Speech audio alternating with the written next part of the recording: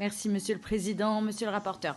Comme nous avons pu le voir dernièrement, des militants d'extrême gauche viennent pour en découdre avec les forces de l'ordre. Ils ont une volonté affichée de blesser, voire de tuer des policiers et des gendarmes. Je tiens tout d'abord à rappeler le soutien du groupe Rassemblement National à nos forces de l'ordre, qui sont devenues les cibles des milices d'extrême gauche et ne sont pas soutenues par le gouvernement d'Emmanuel Macron. Face à cette ultra-violence, M. Darmanin n'est pas à la hauteur. Une augmentation importante des effectifs des forces de l'ordre est absolument nécessaire.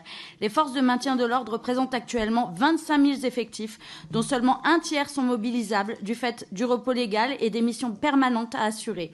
Il convient de rappeler que sous la présidence de M. Sarkozy, soutenu à l'époque par M. Darmanin, 2000 effectifs d'escadrons de gendarmerie mobile ont été supprimés.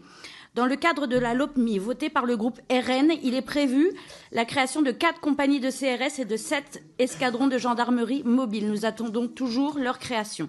Le gouvernement n'est également pas à la hauteur sur la formation des forces de maintien de l'ordre. Les moyens sont bien trop faibles. C'est pourquoi, dès 2020, Marine Le Pen a proposé la création d'une école de formation maintien de l'ordre pour toute la police nationale et pas seulement pour Paris, comme chez les gendarmes. Le vrai débat doit être sur la formation et les moyens nécessaires. Cette pétition contribue juste à polluer le débat sur le maintien de l'ordre en parlant de violence policière. Je récuse cette expression. Il faut distinguer le comportement d'un individu et l'action globale d'une unité, comme par exemple les Bravem. Il faut rappeler que les fonctionnaires de police sont les plus contrôlés et les plus sanctionnés.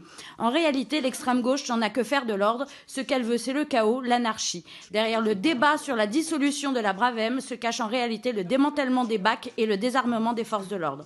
Alors que la NUPES nourrit par son discours les violences qui s'accroissent dans nos rues, attisées par le mépris du peuple dont fait preuve Emmanuel Macron, le Rassemblement national se positionne en faveur de l'ordre et de la démocratie. C'est pourquoi le RN votera contre cette pétition d'extrême gauche, dont le texte est particulièrement odieux et insultant. Pour nos forces de l'ordre, je vous remercie.